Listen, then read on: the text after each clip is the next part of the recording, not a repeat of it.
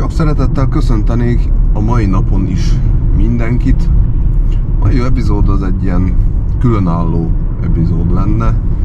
Most nem találtam az igazság úgy hosszabb témát, és gondoltam esetleg beszélhetnénk, vagy szót ejthetnénk arról, hogy mi az okmány, illetve eszköz oldalról, amit vezetés közben magunknál kell tartanunk. Ez onnan jött ez a téma, hogy nagyon sokat hallok mostanában, hogy emlegetik ezt a digitális állampolgárság nevű dolgot, hogy már a mobilunkon keresztül tudjuk magunkat igazolni, ha a rendőr esetleg megállít. És hát innen jutott az eszembe, hogy kicsit tekintsük át azt, hogy milyen módon változott az utóbbi években az, hogy miket kell magunknál tartanunk vezetés közben. Tehát kezdjük először az okmányokkal szerintem. Itt igen egyszerű a dolgunk, mivel hogy hát szinte semmit nem kell magunknál tartanunk bizonyos feltételek esetén. Ugye, hogyha magyar állampolgárok vagyunk, akkor van egy közhiteles nyilvántartás, amiben a jogosultságaink, illetve az ezeket igazoló okmányok, azok nyilván vannak tartva. Ez a hatóság számára is nyilvánvalóan hozzáférhető, eddig is ebben tudták ellenőrizni azt, hogyha véletlenül mondjuk a vezetői engedélyünket otthon hagytuk vezetés közben, hogy valóban rendelkezünk-e vezetői engedéllyel, vagy arra az adott kategóriára, amilyen járművet vezetünk, arra rendelkezünk vezetési jogosultsággal. És hát gondolom a közigazgatásból azt az elvet átvéve, hogy az ügyfelet nem lehet olyan irat bemutatására kötelezni, amely a hatóság számára közhiteles nyilvántartásból hozzáférhető, így ezt is kivették innen. Tehát már 2022. januárja óta nem kötelező magunknál tartanunk a vezetői engedélyt. A forgalmi engedélyt azt nem vették ki, legalábbis a KRESZ, az továbbra is magában foglalja ezt a kötelezettséget, mármint hogy vezetés közben a hatósági engedélyt, a jármű hatósági engedélyt azt magunknál kell tartanunk, de ennek az az oka, hogy hát legalábbis úgy fogalmaz, hogyha a jogszabály másként nem rendelkezik, ez hát jelenti azt is, hogy ha én mondjuk külföldi hatósági jelzéssel ellátott autót vezetek, akkor nyilván magamnál kell tartanom forgalmat, hiszen a magyar hatóságnak nem lesz rá lehetősége, hogy nyilvántartásban ellenőrizze azt az autót. Ugye kellett még korábban, ez sokkal hamarabb szűnt meg egyébként ennek a kötelezettsége, mint a vezetői engedély vagy a forgalmi engedély, a biztosítási kötvényt, hogy tudjuk igazolni, hogy nekünk van érvényes gépjármű felelősségbiztosításunk. Ezt már igen régóta nem kell magunknál tartanunk, ez is ugyanúgy, mint az összes többi, tehát nyilvántartásban hozzáférhető, sőt, még ez pontosabb is egyébként, mivel ez a valós adat, ami a nyilvántartásban be van jegyezve. Nagyon sokszor van az, hogy emberek gyorsan kérnek egy ajánlatot a biztosítótól, nem fizetik be a biztosítási összeget, és azzal játszanak mindig, hogy csak ajánlatot kérnek, de nem fizetnek, és akkor így mindig megszűnik a biztosításuk, de ha megállítja őket a rendőr, vagy megállította, akkor föl tudták mutatni a csekket, hogy itt van, tessék, én megkaptam, hát le kellett róla ugye még régi időkben tépni azt az ellenjegyzésre szolgáló részt, befizettük, vagy hát maga a kötvényt, és akkor ezzel lehetett igazolni. De egyébként, tehát nem mondom, előfordulhatnak olyan esetek is, amikor mondjuk forgalminál láttam olyat, hogy nem volt bejegyezve. Például, hogy a műszaki vizsgára elvitte a gazdája az autót, le is vizsgázott az autó, a műszaki adatlapot is megkapta, ami rajta volt a dátum, és a forgalmiba viszont a hatóság nem jegyeztette be, vagy nem jegyezte be az érvényességi dátumot. Ugye így okmány alapján úgy tűnhet a rendőrnek, hogy le van járva a forgalmi engedély, viszont a nyilvántartásból kiderül, hogy a jármű rendelkezik érvényes hatósági engedéllyel, tehát a forgalomban való részvételre teljes mértékben alkalmas közlekedési hatóság által. Hát ugye nem szorosan a vezetéshez kapcsolódik, de a személyi igazolvány az, amit szintén nem kell magunknál tartanunk. Azt szintén egy jó ideje nem kötelező magunknál tartani, mármint magát a személyi igazolványt. Az volt a lényeg, hogy olyan okmány legyen nálunk, ami személy azonosításra alkalmas. Ez itt Magyarországon több mindent akar, itt a diákigazolványtól kezdve az útlevélig, stb. Tehát fényképes az a személyes adatainkat tartalmazó okmány. Most nem erről a Magyarország egy cég, és akkor kiállítgatunk magunknak ilyen fényképes okmányokat, nem erre gondolok, mert azt nyilván nem fogja elfogadni a hatóság, csak azokat, amiket amelyek közhitelesek. Tehát az erre kijelölt hatóság jogkörén belül eljárva adta ki, és erre törvény vagy a jogszabály hatalmazta fel. Itt a személyigazolvány kapcsán még el lehet mondani, vagy lehet szót ejteni erről a digitális állampolgárságról. Ez az ügyfélkapun keresztül lehet ezt működtetni, azt hiszem ez egy alkalmazás, bevallom őszintén én nem csináltam meg magamnak, mivel én nem igazán vagyok ezeknek a digitális, vagy teljes mértékben nem vagyok ezeknek a digitális alkalmazásoknak a híve. Mondják azt is, hogy azért is káros, mert le tudják követni, hogy mozogsz, mint mozogsz. Hát azt eddig is nyilván tartották, hogy hol igazoltattak, mikor igazoltattak, ebben semmi újdonság nincsen. Ez nem tudom, hogy milyen adatokat gyűjthet egyébként a felhasználóról, de egy csomó olyan alkalmazás van, tehát a Google-nek a térképét is használjuk mondjuk navigációra, az is ugyanúgy fogja gyűjteni az adatokat, hogy merre járunk, mint bármelyik másik egyébként. No de ez elvileg, hogyha rendőri igazoltatásba futunk bele, akkor van is erre egy gomb ebben az alkalmazásban, megnyomjuk, kiad egy QR kódot, azt a rendőr a nála lévő eszközzel beszkenneli, és már igazoltuk is magunkat. Mondjuk jármű vonatkozásában nem tudom őszintén, hogy működhet, mivel ülhetünk itt ugye nem úgy van, mint mondjuk Angliában, hogy a személyre szól a biztosítás, meg csak az vezetheti azt az autót, akinek a nevére szól. Itt legalábbis akik ott jártak, nekem ezt mesélték. De itt ugye kölcsönkérhetjük ismerősünk autóját is, akár, vagy ha mondjuk vontatmányt húzunk, annak a forgalmi engedélyét, azt sem tudjuk beszkennelni, vagy hát nem fog tudni róla adatot biztosítani. És ebben a tekintetben nem hiszem, hogy ez tud működni. Lehet, hogy egyébként kitaláltak rá valamit, nem tudom.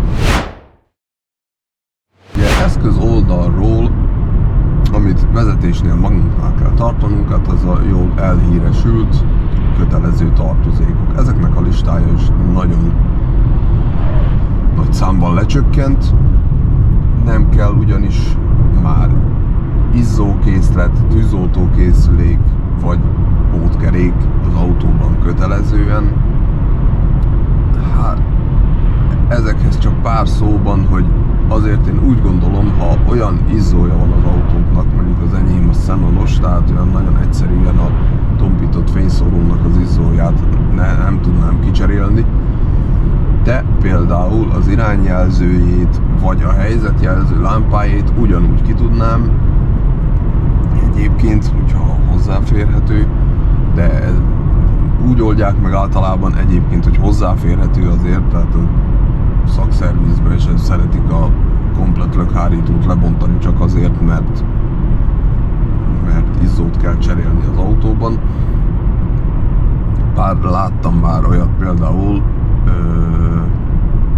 pillanat, gondolkozom, melyik Astránál is, azt hiszem a H Astránál, hogy a jobb oldali tompított izzót, azt vagy a doblemezen keresztül hoztak létre neki egy nyílást, és ott lehetett cserélni, vagy ha a motortér felől próbálta az ember, akkor viszont a légszűrő házat, illetve a légszűrőt azt le kellett szerelni. Hát nagyon elmés megoldás. Persze az is igaz, hogy helyszűkében voltak, tehát azért valahogy csak meg lehetett volna jobban is oldani ezt, szerintem. Szóval én úgy gondolom, nem árt azért, ha van izzókészlet, mert az mindig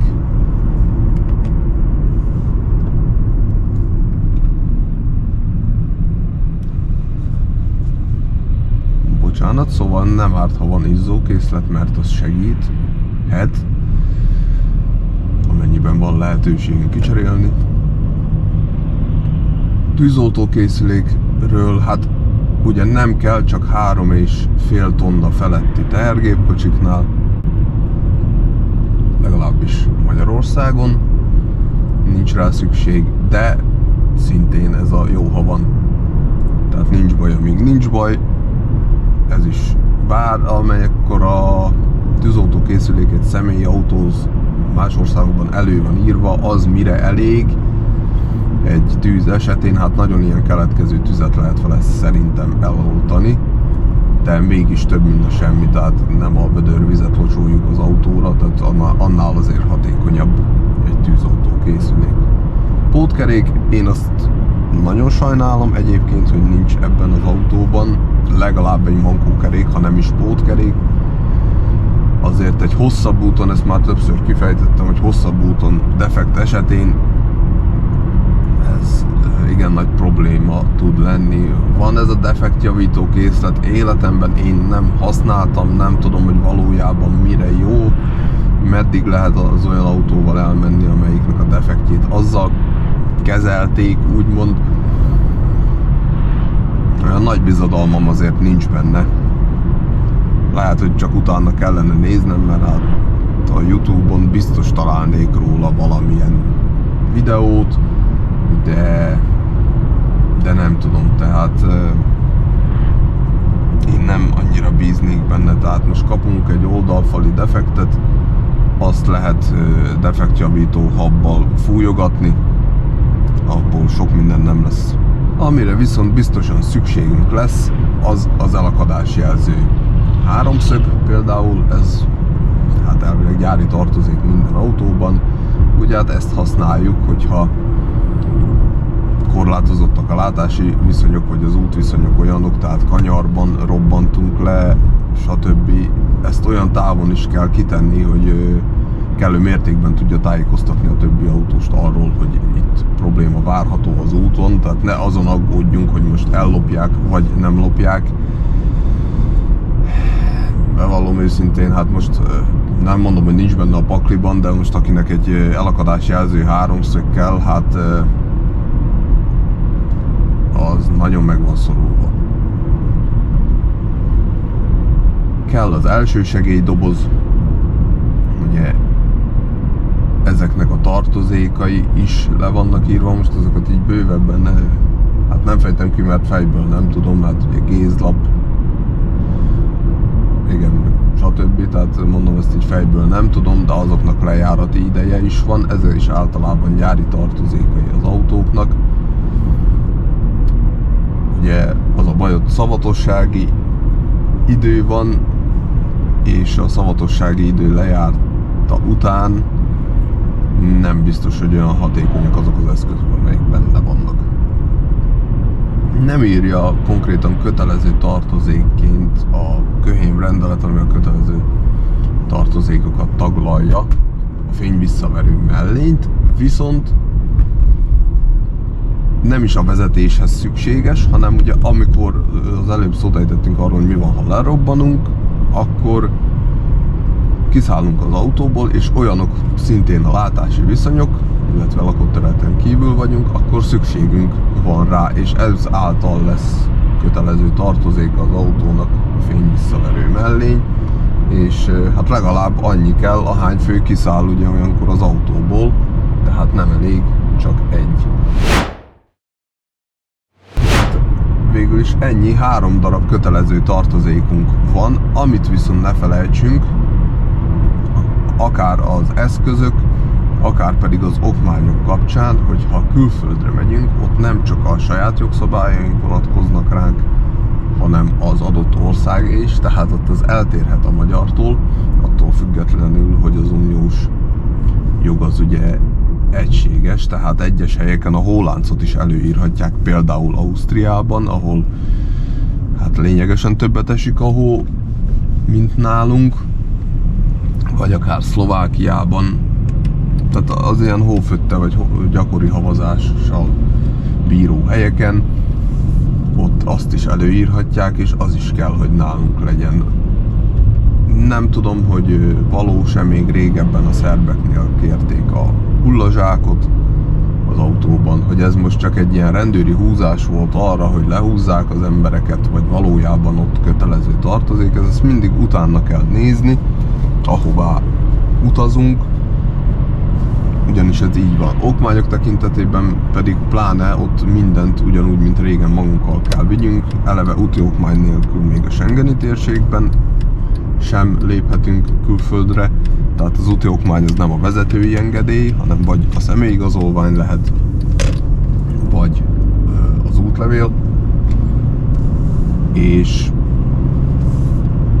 a vezetői engedélyünk is kelleni fog, ugyanis a külföldi hatóság nem fogja tudni leellenőrizni, hogy valóban rendelkezünk-e vezetői engedéllyel, illetve az autónak a forgalmi engedélye is, hiszen ahogy mondtam, tehát hogy a Magyarországon külföldi forgalomba helyezésű autóval közlekedünk, annak az esete áll fönn itt fordítva, tehát ott ugyanúgy a mi autónk lesz a külföldi hatósági jelzésű, és ezt sem tudják leellenőrizni, tehát, illetve a maga a biztosítás is, ezt a nemzetközi zöld kártyát lehet a biztosítóktól igényelni, bár nem nagyon szokták kiküldeni, tehát küldenek egy lapot, kinyomtatják, aztán kész. Bár én szerintem azt mobilon tárolni is PDF formában bőven elég, semmi különbség nincs rajta, hogyha én vagy mi nyomtatunk ki egy biztosító által kiküldött PDF fájlt, ugyanúgy nincs rajta pecsét, tehát tehát hiteles pecsét ugyanúgy nincs rajta, mintha csak a mobilon mutatnánk be a hatóságnak. Szóval ez a téma Isten igazából ennyi lett volna a mai napra. Én nagyon szépen köszönöm mindenkinek a figyelmét. Ha ezzel kapcsolatban kérdésetek van, vagy észrevételetek, nyugodtan osszátok meg kommentben. Tetszett, akkor lájkoljátok, és hát következő alkalommal találkozunk. Szép hétvégét kívánok mindenkinek. Sziasztok!